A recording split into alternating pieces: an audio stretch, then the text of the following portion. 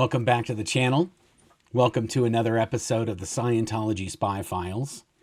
In today's episode, we're going to answer some questions that we've gotten about the Spy Files, as well as explain to people how the OSA and the Office of Special Affairs, that's Scientology's dirty tricks department. That's the sort of the arm of Scientology that's responsible for and does a large majority of the spying and the sort of nefarious activities of Scientology in order to silence critics and any media outlets or journalists or people that are doing stories about them.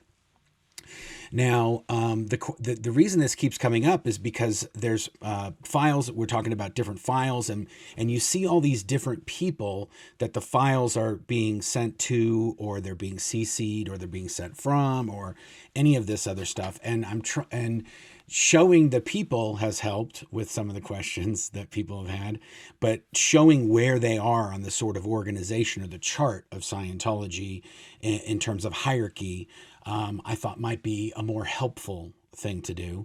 So we're gonna get into that, and then at the end we're actually going to go through some of the questions. I went through all the different spy files. I went through all of the emails and questions that people have sent me, as well as some of the comments in the spy file videos.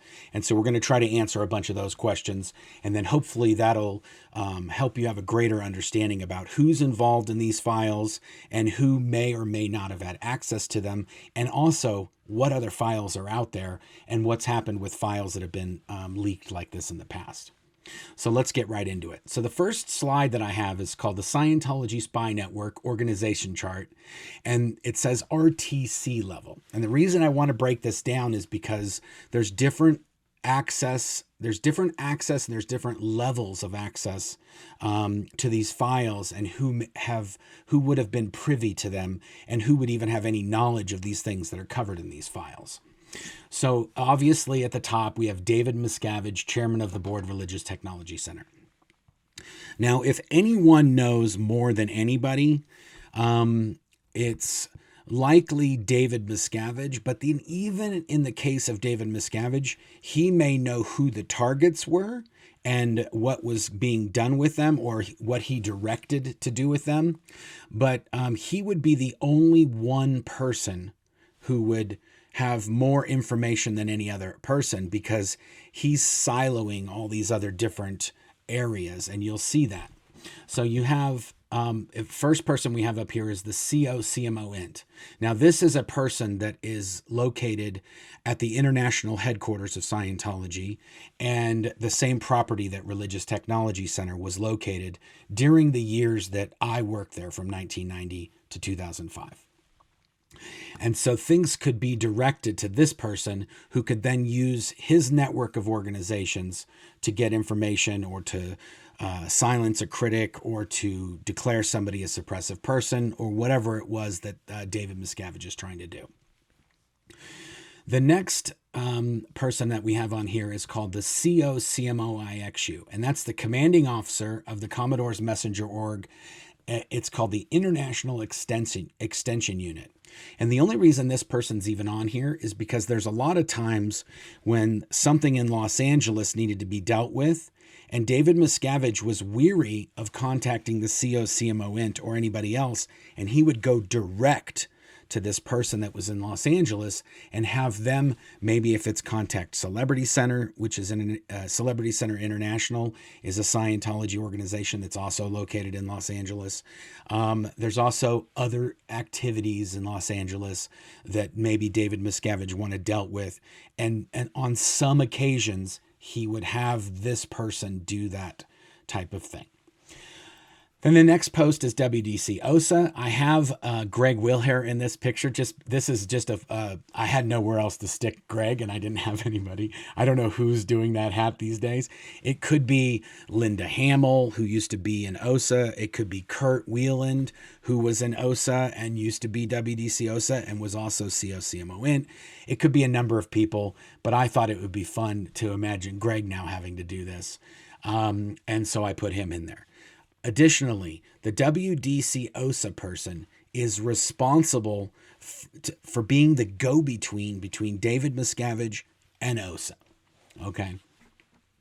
Then you have lawyers. This could be in-house lawyers. This could be RTC lawyers. This could be Scientology lawyers. David Miscavige could tell any one of the people that we already, COCMOINT, COCMOIXU, or WDC-OSA, maybe not COCMOIXU, but COCMOINT or WDC-OSA, he could tell both of those people to contact a lawyer or to tell this lawyer to do this specific thing.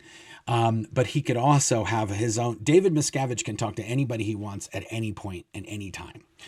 He's not supposed to, and per Scientology's policies, he's not supposed to do that. But that's certainly not going to stop him from doing whatever he wants to do. Now, the other thing I wanted to say is these first four people that I talked to, that I spoke about, of the first four, the first three, I've known at least maybe 20 different people that have held those three posts in the last 20 years. So that those people can be moved around or put on different posts or be moved to other areas at any point during their career or any point during their tenure on any one of these posts. And there might even be some people who've done all three of these posts, COCMOIT, COCMIXU, and WDC-OSA, or been in all those different organizations that those posts were contained in. Okay, now the last person is the only person that I've known that's pretty much done the same job the entire time, and that is Warren McShane. He was either Legal Affairs RTC or DIG Legal Affairs or some other iteration of that same post. And David Miscavige often bragged that he was the best, Warren McShane was the best liar Scientology had. Okay. So this is the RTC level. So this could be things happening at the base. This could be things about Tom Cruise or celebrities or any of these type of things would be handled by these people in this document, okay? In this one page, the very, very, very high level situations and problems are going to be being dealt with by this group of people. Okay, let's do the next page. Okay, so the next page says Scientology Spy Network Organization Chart, international level. So we've still got Dave at the top, and then we've still got these five guys at the top. But then let's take the first column. So the COCMOINT, that's the commanding officer of the Commodore's Messenger Organization International, and that's located at the international headquarters in Gilman Hot Springs, California. He can command all of the CMO-INT Sea Org members and staff members. Anyone in the CMO at the international level is a Sea Org member. They're the guys that signed the billion-year contract. The COCMO-INT has full power over all those people. He can't order anyone in RTC. He can't necessarily order anyone in ASI or CST. He pretty much has the Commodore's Messenger Organization International and the CMO network at his disposal. So below him is CMO-INT Sea Org members, then CMO Cont units. Now, wherever Scientology has a continental liaison organization, which I think there's about 6 or 7, I think that Italy used to be its own continent for a while, but I'm pretty sure it either got gobbled up by EU or there's not a lot of CLO people in Italy. I'm not sure. I've never been to CLO Italy, so I don't know how big it is or what's going on there. But there's about 6 or 7 continents that Scientology considers these locations where they have a continental liaison office. So wherever there is a cont liaison office, there is usually a CMO office in that continent, and they're there so that someone from management can tell them what to do, and then they can go to the continent and get those guys to do specific stuff. And we're going to talk about a lot of the other continental liaison office parts as we go through this. I'm just trying to explain to you that this is a complex network of individuals that are all over the place and how the information flows. Okay, then you have CMO-INT Cont Sea Org members. So if you have a continent, let's say Africa, and there's a whole bunch of Sea Org members there at the CLO, the Continental Liaison Office, those Sea Org members could be tasked with telling somebody they were declared a suppressive person, or trying to figure out how to get a media article stopped. There are people in that organization that do that, and that's not necessarily their full-time job, but they could be tasked with it. Okay, then you also have CMO investigators. So in some CMO cons, they have people that's what they do, is they investigate things to try to figure out what's going on and get all the information gathered. Okay, so that's the first line of this chart. The second one is the COCMO-IXU. I know I've got the same picture. I had a picture of somebody else there. I don't know what happened to it. But I think there's a girl named Molly. I can't remember her name, but she was holding this post in the 90s and the 2000s. And we would often hear about how these CMO people were rock stars in Los Angeles, and David Miscavige was relying on them more and more to do things for him, rather than using the standard CMO or OSA network to sort out these problems. Okay, then below, where the Commodore's Messenger Organization International Extension Unit is located, or CMO-IXU, there's a place called the INT Liaison Office, and that, for traditionally since the 90s, that has been located at the Hollywood Guarantee Building in Los Angeles, Los Angeles, California, USA, 6331 Hollywood Boulevard. That's where OSA International is. That's where the International Liaison Office is. That they have an RTC office there. ABLE used to be there. They moved down Hollywood Boulevard a little bit. The International Training Organization, where they train Sea Org members from all over the world, used to be located there. And that is generally referred to as either the INT Liaison Office or middle management or upper middle management. It's not the INT base, but it's not PAC, it's not LA, it's not Africa. It's sort of a go-between between the INT base and all of the different continents. Okay, and then so below the INT Liaison Office are the Comp Liaison Offices, and then below them are just the CLO staff members and org staff members and Scientology spies that are being run by the org. So if you're a very high-level Scientologist in your local area and you've already done the OT levels, you could be tasked by the local Office of Special Affairs person, which in every organization, every Scientology organization has a Department of Special Affairs. And there's a Director of Special Affairs called the DSA. And the DSA in every single organization is just a remote operative for the international organization, the Office of Special Affairs. So the Office of Special Affairs runs all of the individual departments of Special Affairs or directors of Special Affairs in all Scientology organizations. And the Scientology organization DSAs report up to the Continental Liaison Office, which then reports up to the International Liaison Office or the Office of Special Affairs International. And so a lot of these times, OSA could be CC'd on these things. OSA could be in receipt, or they could be coordinating with these staff members or these local organizations. And yeah, let's do it that. We'll leave it at that level for now. I'm trying to give you an overview, and we're going to deep dive as we go down this chart. Okay, now for the middle. So you've got chairman of the board. Then the next column is WDC OSA.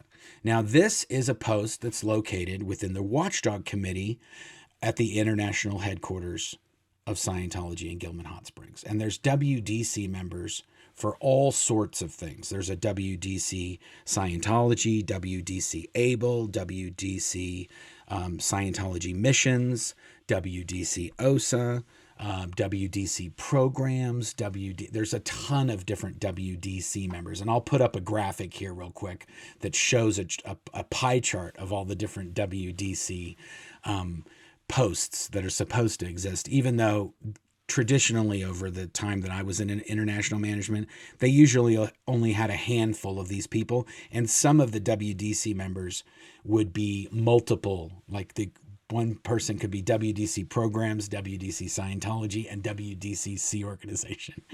Just one person doing all three of them.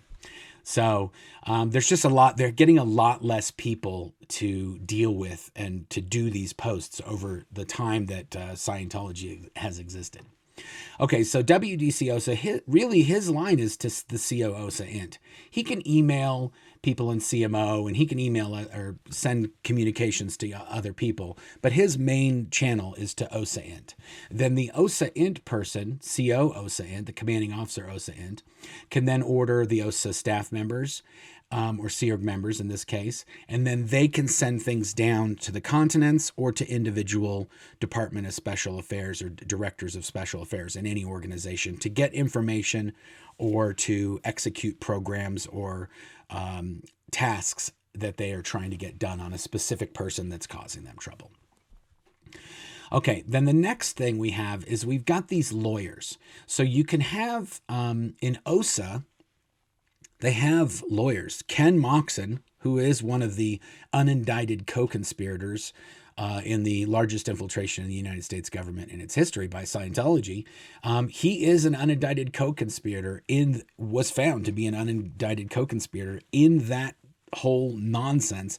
He is the in-house lawyer for the Church of Scientology International, and he has an office at OSA in that building at 6331 Hollywood Boulevard, the Hollywood Guarantee Building. He has an office there and he does whatever Scientology needs. He's their guy. If a protester is outside Scientology and a Scientology guard gets into a fight or gets into a kerfuffle with one of the protesters, either Ken Moxon or Elliot Abelson or one of their go-to, Eric Lieberman, whoever their go-to guy is at the time that they need, those guys are just on a retainer and they are the ones that are sent to deal with those problems. And a lot of times, if you are on the internet in the old days, in the early mid 2000s, if you were talking out about Scientology on the internet, it's very likely that you'd get a cease and desist or some sort of letter from one of the in-house lawyers. I think Helena Cobrin, Ken Moxon, Elliot Abelson, Eric Lieberman. These are the guys that you'd always see letters from them. Okay, then you've got CSI lawyers. So then there's a group of CSI lawyers that are just, like I said, they're on retainer, but they don't have an office at the Office of Special Affairs. That's really Ken Moxon, and I think it's Helena Cobrin, maybe some other ones that I'm not aware of. I've never worked in OSA, in the Office of Special Affairs, in my entire history in the Sea Org. I worked at the building that OSA was in on a different floor when I worked at the Association for Better Living and Education, which is Scientology's front group that controls Narconon and Criminon and the Way to Happiness and Applied Scholastics. Their sort of study technology front group. So you've got these CSI lawyers. Now, the key thing about having all these different lawyers is that you have one, Ken Moxon might then send something to the CSI lawyers. These lawyers are the ones that hire the private investigation firms. Okay, so WDC OSA is not hiring PIs. COCMO IXU is not hiring PIs. They are directing people to hire lawyers those lawyers are being directed to hire private investigators. This is a key point. Okay, so then you have a PI firm. Well, the PI firm, even the lawyer who hired the PI firm, that lawyer didn't hire a private investigator. They hired a PI firm to then the PI firm hires the private investigators.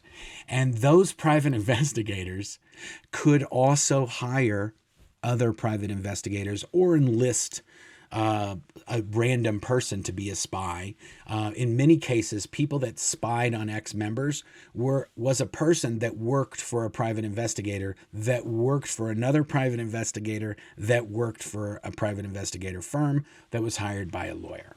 So you have these various cutouts, and the entire reason to have all these cutouts is so that there is plausible deniability on behalf of Scientology executives and Scientology itself. This entire system that was sort of designed by David Miscavige and caressed and finessed over the last 30 or so years has it's built this way and it's organized this way specifically so that David Miscavige cannot be lit up in litigation, or he cannot be deposed, or he doesn't have any liability in any of these actions which he has directed take place. Okay, and then PI firms, PI private investigators, and then private investigators. And now you see these lines going back and forth. I just put these lines on here so you could see CO OSA Int can talk to the lawyers. CO OSA Int can talk to the CSI lawyers, can talk to WDC OSA maybe in some cases, depending on the lawyer and what they're dealing with. And then the OSA staff members can talk to all the lawyers, all the PI firms, the different Sea Org members, and all this stuff. It's kind of, they can go back and forth as they please.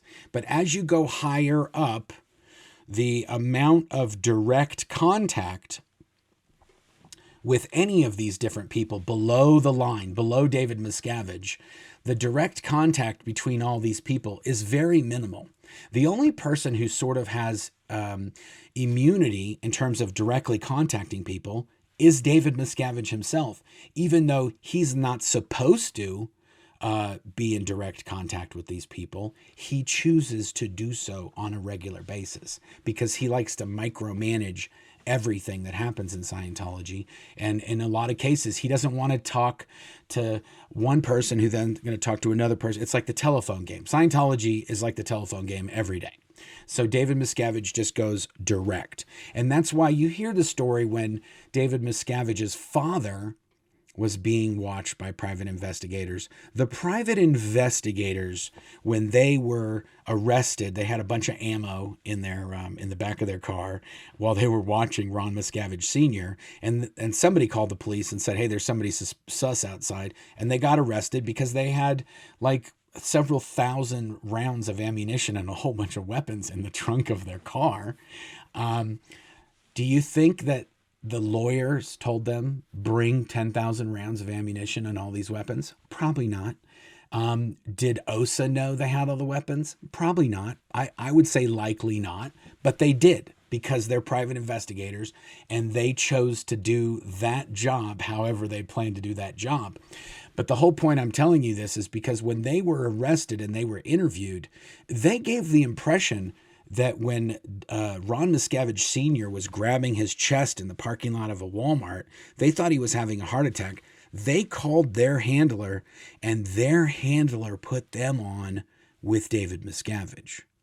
And he said, if it's his time, it's his time, or whatever the quote is. But even if they put him on with somebody else, it likely wasn't the PI firm or a lawyer for CSI or Ken Moxon who said, if it's his time, it's his time. The person that they said that was David Miscavige. That's what they alluded to in their testimony. So David Miscavige can talk to any one of these people if he chooses to do so. And if it's a phone conversation, no one's going to know about that except for David Miscavige. Okay, then you have on the last column over here, we have Legal Affairs RTC Warren McShane, the RTC lawyers. Okay, so this is a totally separate thing. There's CSI lawyers. Those are the lawyers for the Church of Scientology International. Well, David Miscavige is not part of the Church of Scientology International. He's part of the Religious Technology Center. He is the chairman of the board, Religious Technology Center. And they have their own lawyers. In addition to them having their own lawyers, David Miscavige personally has his own lawyers that are separate than the RTC lawyers. So he could be talking to any number of other lawyers about whatever he wishes that none of these people in these other four columns would have any idea that that was happening. Not a single clue. So that's why I want to show these are 5 silos. There could be more silos. And I'm pretty sure that that celebrity center aspect. David Miscavige could be going through that person, the COCMOXU. He could be going through that person to Celebrity Center. But then just as well, when Tommy Davis was in Celebrity Center, he was on a direct line just to David Miscavige. So anything having to do with Tom Cruise, Andrea Dovin, or Michael Dovin, or Tommy Davis, or somebody that's in that camp that's dealing with that would often report directly to David Miscavige, and only under certain circumstances would OSA or other individuals get involved with those people, and usually only if there was a problem that wasn't being sorted out with whoever was doing it. That's usually when they would bring in reinforcements. Okay, so then the RTC lawyers as well could hire private investigation firms and private investigators, and then those private investigator firms and private investigators could then hire other private investigators. So we've got these 5 different silos. Now, the other thing is that a lot of these conversations that are very, very sensitive are not being documented. They're either on the phone, or they're in encrypted files, or they are files that are being destroyed after they send them. And so there might not be any records of anything that's happening below the OSA level and going out to the private investigators. I would be very surprised. I would be very surprised about how much of the granular detail that's taking place at the private investigator level. I would be very surprised if any of that is being documented and then submitted to OSA. The directive could just be silence this person, and however they do that, they do that. And if they do end up silencing the person, they could say contact was made, and we're very, we're sure, we're hopeful that this person will not be speaking out, or we have a very good idea that this person will not be speaking out any further. And there is language to that kind of extent in some of these spy files that we've covered on the channel, and with other files that we are going to be covering. So I'm just saying, just because somebody got fair gamed back in 1972, there might not necessarily be a lot of documentation of that fair gaming that happened, or if it was in 1985, or if it was in 2024. Yeah. Okay. So that's that page. Okay, now let's go to the next page. Now, remember when I said that there's these different organizations? So this is just the OSA silo of what I showed you. So, and the other silos kind of break out the same way, but I just wanted to use one of them to show you how this kind of breaks down as we get further and further away from the headquarters of Scientology. So you have David Miscavige, WDC OSA, CO OSA Int, and then the OSA Int Sea Org members. And then like I said, they have these lawyers that they talk to, and then they have the CLOs. So let's just use CLO. We'll use CLO Africa as an example. It's the first one there, so we'll cover that. So there's a Continental Liaison Office in Africa that Scientology operates. They have staff members there. I don't know how many staff members they have in the CLOAF. Let's say they have 20. Okay. And those 20 staff members, Sea Org members, are responsible for managing the whole entire continent of Africa, getting people in, getting people audited, getting people to go clear, getting people through their purification rundown. Whatever happens in Africa, those 20 people that are in the CLO are responsible for all of that in that continent. So if there is somebody in Africa who was a Scientologist and they had a bad experience in Scientology and they're starting to talk smack about Scientology, there is likely going to be an organization that person is going to, that Scientologist is part of. And let's just say they're part of the Johannesburg org, okay? Then the Department of Special Affairs and the director of Special Affairs in that organization would be the person that would have to sort that person out. And I don't think that those people are hiring lawyers and private investigators and that sort of thing. I think that those people are usually contacting other individual Scientologists, or they're just directly talking to the person. Only if that person is threatening to sue or do something else would they then get lawyers and private investigators and all these other things. I don't know what level what they're doing in Africa and what their capabilities are, but there could be, let's just say for this one person, there's 1, 2, 3, 4, 5. Let's say there's another 5 people that may be involved in sorting out this Scientologist, the civilian Scientologist who lives in Africa, who's causing problems for Scientology. And then it gets, whatever gets done there, a report is written. And then that person that's doing the investigation or handling the thing, he sends it up to his senior at the CLO, okay? And then that person includes that in another report that then goes to the head of CLO Africa, or then up to the International Liaison Office to then get forwarded back to the Office of Special Affairs or RTC or whoever's dealing with this thing. Okay. Each time that document changes, they abbreviate and change the facts or may tweak the narrative of what's happening. And they may not even include anything that they would deem to be too sensitive to put into a document. So it might not even be there. It could be, it could not be. You'll see by the spy files that we have, some of the documents are completely lame. They're useless. There's not really anything that happens in there. And then some of the documents are the craziest thing you've ever heard in your life. So depending on what's happening and where it's happening really depends on how much detail or nonsense is included in the reports. But these reports get kind of massaged as they go further up the channel to get to David Miscavige.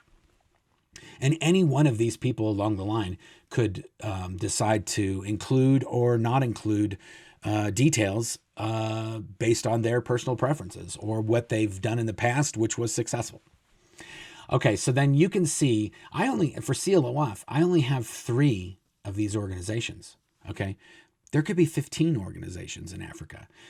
Each one of these continents could have anywhere from 10 to 20 organizations that are in its zone. And the continents that I've listed here are CLO Africa, ANZO, that's Australia, New Zealand, and Oceania, UK, West US, which is the Western United States, and then East US, which is the Eastern United States. And then they have, I did forget one. They have CLO Canada. There's also CLO Latam and possibly CLO Italy. The verdict's still out on the Italy one. I don't remember. It's not really, is Italy a continent? I don't think so. I don't know why they call it a continent if it's not even a continent. Anyway, I didn't go to school that much past, 13 or 14. So I don't know why you would call CLO Italy a continent. Okay, but like I said, I just listed 3. I'm going to go to the next slide just so you can get an idea of the possibilities. And I haven't listed 250 organizations, but you can see here, this is about 106, I think it was 160, I can't remember. It's about 160 different organizations that I have listed right here with all the possibilities of the people that could be reporting up or dealing with any of this. So you can see there's a lot of people that are involved with this, and there's a lot of places for information to be added, distorted, changed, you name it. Obviously, the system's not working that great because Scientology hasn't been able to silence anybody in many, many years. I mean, they're able to get a few people here and there that they make deals with, but for the most part, the people that are whistleblowing, they're still blowing the whistles, and in most cases. Okay, let's go to the next one here. Okay, Scientology spy files. Okay, so based on all that, that's how those last few charts are how these files are being created. Okay, now I have a whole bunch of files, and people have been asking me, well, how many files are there? Well, the files, I want to say there's about if you look at the drive that has all the files on it, there's about 4,700 files that have been identified in these documents. And there are an estimated 40,000 pages of documents from those 4,700 or so files. Okay. So that's how many files there are in the spy files that I have, that I've been covering on my channel. Okay, have these files been turned over to law enforcement? Yes. When these files were discovered, these files were not purposely gotten from Scientology. It was an accident that these files exist. A thumb drive was found, and the files were on this thumb drive. And as soon as the thumb drive was found and these files were found, they were turned over to the FBI. So the FBI has every single one of the 40,000 pages or the 4,700 documents that I have in my possession, that I have been putting out and trying to explain and decipher. The FBI had those files before I had them. And in many cases, these specific files or specific groups of files have been shared with other law enforcement agencies that may or may not be interested in the content of those files. Okay. What individuals are in these files? Okay, that's a great question as well. So there are many different individuals that are targeted in the files that I have. Now, when I first obtained the files, I tried to sort them and sort of organize them into different categories, and as well group them by the individuals that were targeted. And in my case, it was pretty simple. The folder that had most of my documents was called Headley. So most of my files were in that one folder. And throughout going through the files, I found a few files here and there that also have something to do with me. But in a lot of cases, they have to do with South Park, or they have to do with Rolling Stone, or they have to do with Burt Fields or Larry King. And there might just be a paragraph about me. So it didn't get filed in my folder. Okay, I've gone through all the documents, and all the people that had folders, I went through all of the documents and tried to find out if there were any other documents that were not included in their folder. And I've sent every single one of those people a link and copies of their folder. So Chuck Beatty, myself, Jenna Miscavige, Dallas Hill, all of the people that had their own files, I sent those people their files so they would have them. At least they would have them. And if they choose to make the files public, then that's up to them. I'm very weary of sharing someone's files that is a whistleblower that doesn't even know they have a file or didn't know what they did, just because I don't know. Scientology, in a bunch of cases, Scientology fabricates stories, and then they get that narrative going and they push that narrative in the files. So whether or not the data that they're saying is true, they say, we're going to plant this story, and then they detail out the story of what they did to that person. And I'm going to cover that a little bit later in regards to another case, so you can see how this all fits together. Okay, so what individuals in the files? How do I get my files? So like I said, if somebody was in the files that I have, I've gone through them, and whenever I see somebody that I didn't know was covered in the file, I put it into a folder for them, and I've sent those to people as well. So there's 40,000 pages. There's a chance I'm going to find some other documents that I haven't found before, and I haven't sent that person a document. So as I uncover them or as I see them, if there's one that got missed or that person never got sent any files, I try to send them the files. Okay, does Scientology have more files? Yes. The files that I got are just from one of the people in one of these silos. There could be, for any one of these silos, there could be another 1 million documents that Scientology has. And Scientology, there is a policy that you're not allowed to delete certain types of files. in Scientology. L. Ron Hubbard believed that they should burn down chop down every single forest in the universe to put all of his gobbledygook and all of their internal gobbledygook and writings onto paper.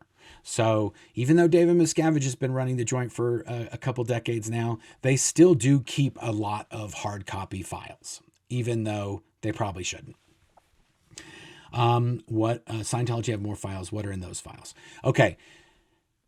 Remember how I showed you the different levels? RTC level, international level, continental level, org level. Okay. In Scientology, they have a thing called the data files. Now, the data files is arguably the largest cache of internal Scientology documents that exists. They've been keeping these files since the beginning of time. And everything that's hard copy, they have been striving to scan and digitize and get it into these data files so that when they have a problem, like let's say a protester shows up in Los Angeles at an organization and they can just look it up and they can go, okay, let's just see here. Okay, Billy Bob, okay, good. He lives at this address. He's protested 17 times. He's also known to protest with this person and this.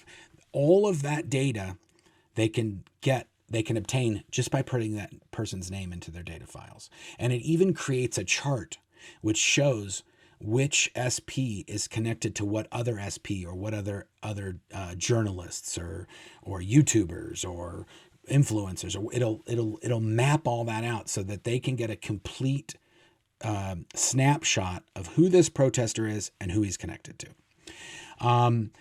That file system, the data files, has levels of access. It has an RTC access, it has ASI access, it has CST access, and then it goes down. International, middle management, ILO, CLO, organizations, celebrity centers, narcanons. It's all siloed in the data files.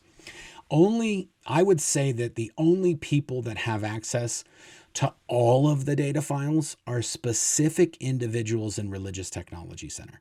I don't think there's a lot of other organizations that have access to everyone in Scientology's data files. But the data files are where all these documents are. And the data files are sort of maintained and controlled by a Scientology organization called INCOM, the International Network of Computer Organized Management. INCOM, it's an abbreviation, or whatever they call that. Okay, but INCOM has data files. Now, I want to say in 1992, at Golden Era Productions at the international headquarters, we were setting up a visual effects department, and we were starting to move. They had been doing composites and special effects. They'd been doing all that in camera and on film and through editing and trickery up until the early 90s. That's how they did special effects. That's how they did titles for their Scientology films. That's how they did everything. It was either in the camera or in editing with cutting film. They didn't do anything. They had a special effects camera called a Roxbury that it was basically something you would use for like cell animation. Like if you were shooting a cartoon or you were trying to do like claymation or something. That's the technology that Golden Era Productions had. So this visual effects department is being set up. And as part of that, we had all these, what they were called at the time, it was the same stuff they did Jurassic Park with. It was called Silicon Graphics. Silicon Graphics. And it was this company that made these really high-end computer systems that you could do these computerized visual effects shots with. Well, as part of doing all that, we needed to get a server that had a whole bunch of storage on it. And we got a 10 terabyte server to be able to store these shots that we were working on. And a 10 terabyte server in 1992 was a lot for Golden Era Productions to have. Anyway, in order to get a new piece of equipment like this, that's all brand new technology, it had to be brought to what's called Ron's Audiovisual. And they had to go through it and see how it worked before we could use it in Golden Era Productions. And this computer server and this whole storage array was in what was called RAV, Ron's Audiovisual. It was in RAV, and the the gentleman in charge, the Sea Org member in charge of Rav, he was called Senior Rav. And Senior Rav, myself, and the special effects guy were talking about how big this server was and how it was a lot of storage. And in the middle of this conversation, David Miscavige walked in. And David Miscavige was like, hey, what are you guys doing? And we told him, oh, we got this new thing. We got this new equipment. We got this new server. And he was like, oh, really? Is it all that great? How much was it? You know, all this kind of stuff. And then at the end of the conversation, the special effects guy, which I'm going to tell you who that was in a second too. That's going to blow your mind. The special effects guy goes, yes, sir. Now, once we have this set up, we'll have more storage than all of Incom combined. And David Miscavige started looking at us weird. And then he was like, that's impossible. And the guy, his name was Eric Geisler. He was the special effects, the visual effects department director at the time. He goes, no, sir, we verified it. And we talked to Incom. This one cabinet is more than all of the storage they have worldwide. Okay, this was in 1992-ish. And it was 10 terabytes. And David Miscavige looked at us and he said, if that's true, someone's in big trouble. And then he left. And then we found out, because Incom, up until that point, they had been using this data file system, was on what was called a VAX or VMS type system, where you just had a giant mainframe. And I'm talking about computers that are as big as refrigerators. Like the Incom office was several hundred square feet and was filled with computers and storage, but it also had tape drives, and it had SCSI. It had all kinds of archaic nonsense that they'd been kind of keeping up over the years. But regardless, they didn't even have 10 terabytes for everything. Now, this is in the 1990s. And obviously after that, I think they upgraded that system to like 100 terabytes that week. And I don't even know what system they ended up using. I just remember that whenever we would run into the Incom guys after that conversation one day, they were none too pleased that we had sort of tipped off that they didn't have that much storage up in Incom. And even when you were on the Scientology computer system, you know, you would use that same system that the data files was housed on. You'd use that to write your like daily battle plan and your action items lists for the week. You would use that same system, and they were always trying to get you to delete documents so that they could have more storage. Everybody had like a quota, and everybody was always over quota. Same old story, just like today. Anyway, okay. So the reason I wanted to bring that up is it says, this last question I have here, it says, how do these documents compare to the docs obtained by the FBI in the 1970s? Okay, in the 1970s, the FBI raided Scientology. I want to say it was the summer of 77. Summer of 77. That's my story. I'm sticking to it. They broke into Scientology in DC and Los Angeles, these different locations, and they got a whole bunch of documents out of Scientology. The cover, the inventory document that said what documents they got was 525 pages long. I think in that raid, they got, I want to say it was around 23,000 documents. Okay, not pages, but individual documents. Some of those could have been anywhere from 3 to 5 pages. They could have been 20 pages, but they got 23,000 documents. Like I said, the cover sheet that just had the inventory of documents, single spaced, is 525 pages long. So they got a whole bunch of documents in that. And in those documents that the FBI got, was a lot of crazy stuff. And I'll put up a slide here, right? It says Scientology spy files. In the summer of 1977, the FBI raided Scientology properties all over the United States and seized many boxes of internal Scientology documents. The inventory list of documents seized was 525 pages long. Among the 23,000 documents the FBI impounded were files presumably snatched either by employees or burglars who were Scientologists. Okay, so during that time, OSA was infiltrating government agencies and trying to find the files on Scientology that were in there and either delete them or replace them with vanilla info on Scientology and not the critical or the exposing information that the government had obtained on Scientology. So just like if the government were to look in their data files on Scientology, they'd pull up a bunch of nonsense like, oh yeah, this guy yelled at somebody, whatever, or this guy, there's a husband and wife got into a domestic thing. Whatever it was, really, Scientology had either just deleted the document, or they had taken stuff out of it or altered it in some way, or forged a replacement document to sort of diminish any nonsense that Scientology was up to. Okay. From the and these are where the documents came from. They came from the Federal Trade and Atomic Energy Commissions, the National Security Agency, Defense Intelligence and Central Intelligence Agencies, the Departments of the Army and the Navy, the U.S. Customs Service, Interpol, and numerous U.S. police departments. Okay, so from all those files that they found all these stolen ones, and those were some of the places that Scientologists had stolen these files from. Okay, well, obviously those 23,000 pages of documents, or 23,000 documents, weren't all government documents. Some of them were Scientology documents. And that's why I want to say it's either 9 or 11 officials of Scientology, executives of Scientology, were convicted and sentenced to jail for doing these crimes of not only stealing the files, but also all the stuff that's in the files that Scientology was doing. The government charged that if the Scientologist had more in mind than self-defense, that the raid turned up evidence of a policy aimed at the elimination of individuals who were enemies of the church, and one hatched as early as 1974 in the innermost sanctum of worldwide Scientology.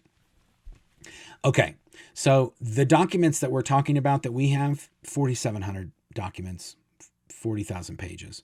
The FBI, this whole Snow White, Operation Snow White, and the Operation Freakout, all those internal Scientology files came out of this FBI raid.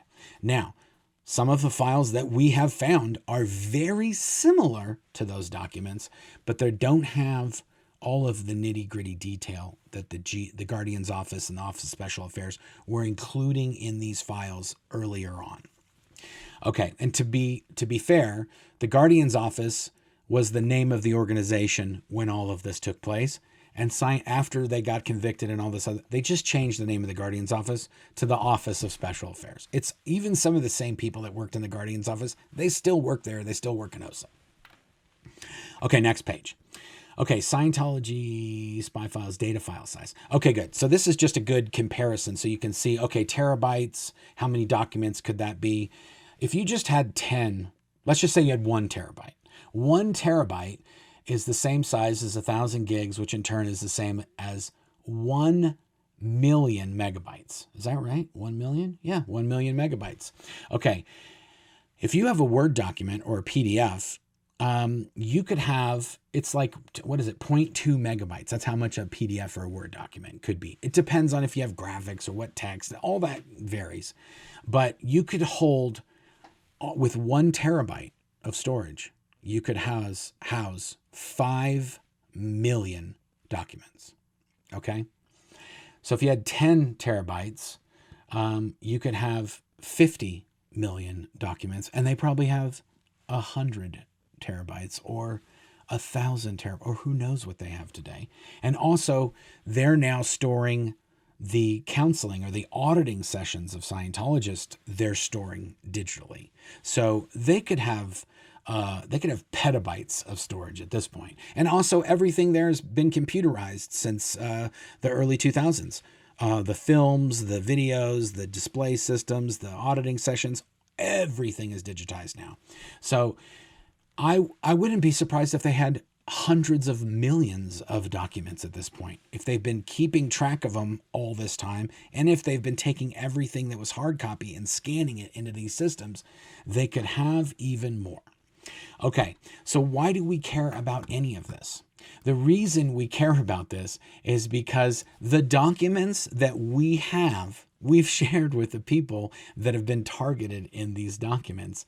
And really, unless we come across any more, there's not a lot of other documents that we have that are going to do much for any individuals. The people that I've sent the files to, they have their files. If they want to do something with them or use it in a legal case or do whatever they want, they're free to do that. If I find something, or if you're out there and you want to know if you're in the documents, put a comment in the video and say, can you search the files for this name? I'll search it. And if you're not in there, I'll write in the comments, you don't have any files in here. It just, to me, to think that one person remembers every single person that anything was ever done to, or that anyone who used to work there and who's now left knows about any single person that was ever fair gamed in the history of Scientology. I don't know how that could possibly be. In my case, I worked in Golden Era Productions. So unless you were making a video with us or making a film or making cassettes or videotapes, I don't know nothing about you. Unless I went to a meeting and then David Miscavige told me a story about you.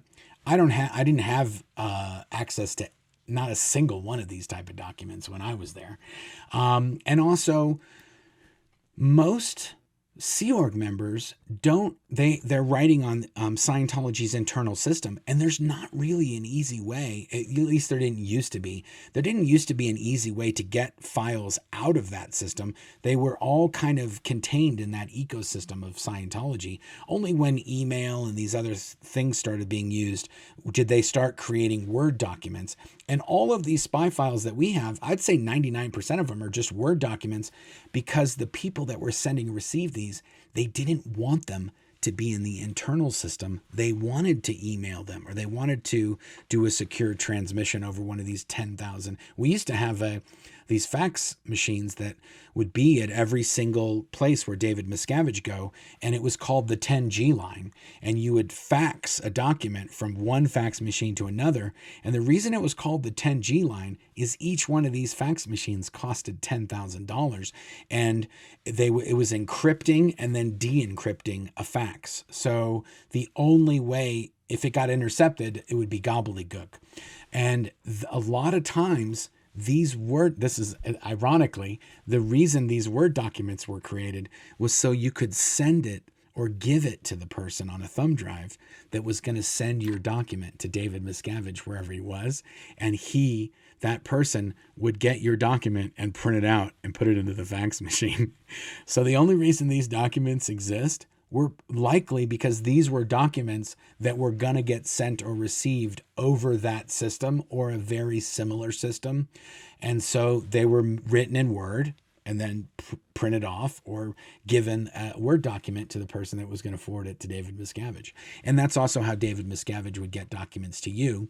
And you just get a printout, or in some cases, the person would scan it and give you a soft copy of it. I realize if you're going to do all that encryption, then why are you making soft copies of these documents that could get leaked out? Well, that's another thing that happens in Scientology. Sometimes there's silliness that goes on that they're not thinking all about. Anyway, I hope that this has been informative. I hope this answers some of the questions. We're trying to expose Scientology with these documents as much as we can. And we are trying to get these documents out to as many people as we can on different channels. I'm not only doing videos of them. Other people these documents have been shared with other people.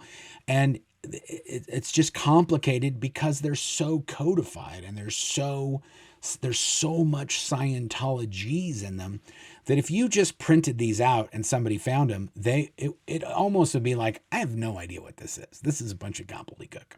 So I'm trying to decode them.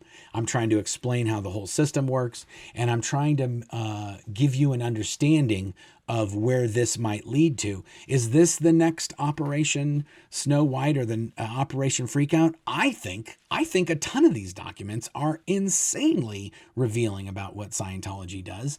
And I genuinely think that these documents alone could take down Scientology if the right people in the right places were privy to them and understood what took place in them.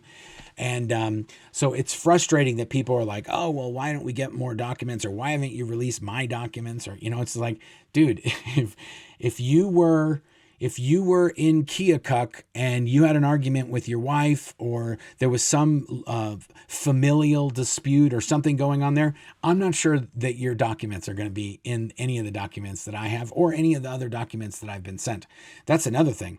In addition to these spy files, we do get documents every once in a while from Sea Org members that leave. We do get a few documents here and there, depending on if they even have any. Some Sea Org members, when they're trying to escape the Sea organization in Scientology, they're not thinking about what documents they can take with them. They're trying to get out of there. So, and I'm not encouraging anyone to try to, get documents, or that. If they come to me, they come to me. I'm not eliciting them or trying to. If you have documents and you left years ago and you find them, sure, send me some. I'll cover them. If you've got some there's a lot of really good documents from the 80s and the 90s that I've seen floating around that are amazing and that are very revealing. And I've got a list of all these different documents that I want to cover on the channel. I'm just trying to figure out an easy way to do it, and a way that's also digestible for this forum on YouTube or wherever these things end up getting shared on X or wherever they are. So I hope that answers your questions. If you have other questions, or you have other documents that are out there that you want me to cover, let me know. If there's a way I can cover them, or if I can get my hands on the documents, I'll cover it. But otherwise, we have a whole bunch more Tom Cruise spy files coming up that we're going to try to get to. And we're still doing other series. We just... when this video comes out, I either have another video with John Atack that's either about to come out, or one it's just come out already, depending on when this one gets released. But yeah, we're working it. We're trying to expose Scientology. If you hear people talking trash about people in the world of Scientology, if someone is exposing Scientology and someone's trying to shut that person down, why would you do that unless you don't want Scientology to be exposed? If you don't think that someone is exposing Scientology enough, I'm not sure what levels. I'm not exactly sure how that's judged. Like, there's tons of people that have left Scientology and they haven't said a word because they just want to live their life. And there's other people that have troves of information, and maybe they said one thing and then Scientology made a deal with them and then they were quiet. There's all sorts of levels of this game that gets played. But the guys that are still in the game, they're still exposing Scientology, I'm pretty sure they're the least of your worries about the people exposing Scientology. Maybe the Marty Rathbuns of the world. Like, when Marty was in the business of exposing Scientology, he was putting these spy files on his blog. And I want to say that every single file that he put on his blog is still on his blog to this day. And some of those files are crossover to the files that I have. So I don't know what Marty left with, and I don't know if the files I gave or I have been given were part of his files, or his files were larger or smaller than the files that we have. I have no idea. But as Marty was doing this, and as Marty started to get kind of big, it became the Marty show and not the exposing Scientology show. And as soon as it became the Marty show, and then people started talking or disagreed with him or didn't want to be in his new cult or whatever it was, then he sort of started to draw these battle lines of, oh, you're not in my club, you're over in that club. And then that sort of progressed into, well, now no one's in his club because he's back in Scientology again.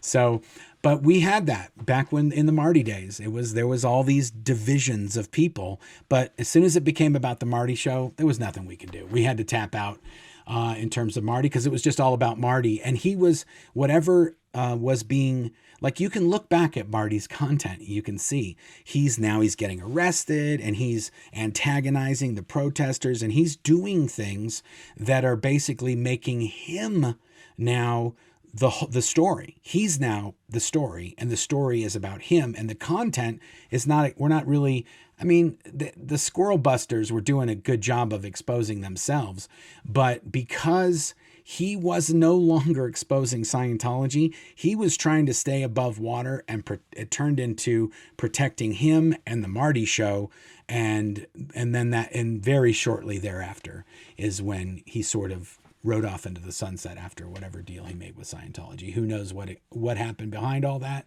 And I don't know if anybody will ever know the whole story. But as soon as you hear people starting to throw mud at other people that are exposing Scientology, just be weary. Something else besides exposing Scientology is going on if you're throwing shade at the other people that are exposing it. And that's all that I'm going to say about that. I'm sure people are going to read between the lines and say this and say that. Whatever. Do whatever you need to do. I've been doing this since 2006. I've written a book. I've been on TV shows. I've did a movie. I've done all kinds of stuff. I've been on TV in like 17 different countries talking about Scientology. I'm here to stay. I've already been through this a whole bunch of times. Whenever this happens, it's not pleasant. It's not fun, but it is what it is. Scientology loves to, if somebody's got a complaint or somebody's got a little bit of a fire, Scientology loves to pour gas on that fire and make it a big deal, even if it's not a big deal or even if it's nothing at all. So like I said, we've been through it before. Likely it'll happen again. It is what it is. And yeah, as long as you're fighting Scientology, there's going to be nonsense. I don't think everything is OSA, but I do think that OSA likes to pour gas on the fire, and they like to, if there is something there, they will cultivate it, and they will try to monopolize and capitalize on any nonsense that's going around with anyone who is exposing Scientology. So that's it for today. Thanks for joining us. And we'll see you on the next one. Thanks for watching. If you'd like to help support the channel, feel free to check out the merch store link in the description. We have Hail Xenu, Xenu is my homeboy, and BFG branded mouse pads, shirts, mugs, all sorts of other stuff in there that helps us to bring you new content on a regular basis. You can also pick up a copy of my book, Blown for Good, Behind the Iron Curtain of Scientology, in hardback, Kindle, and Audible versions as well. There's also a link to our podcast, and you can get that on Apple, Spotify, or wherever you listen to podcasts. And if you'd like to watch another video, you can click on this link right here, or you could click on this one here, or you can click on the subscribe button right here. Thanks a lot. Until next time.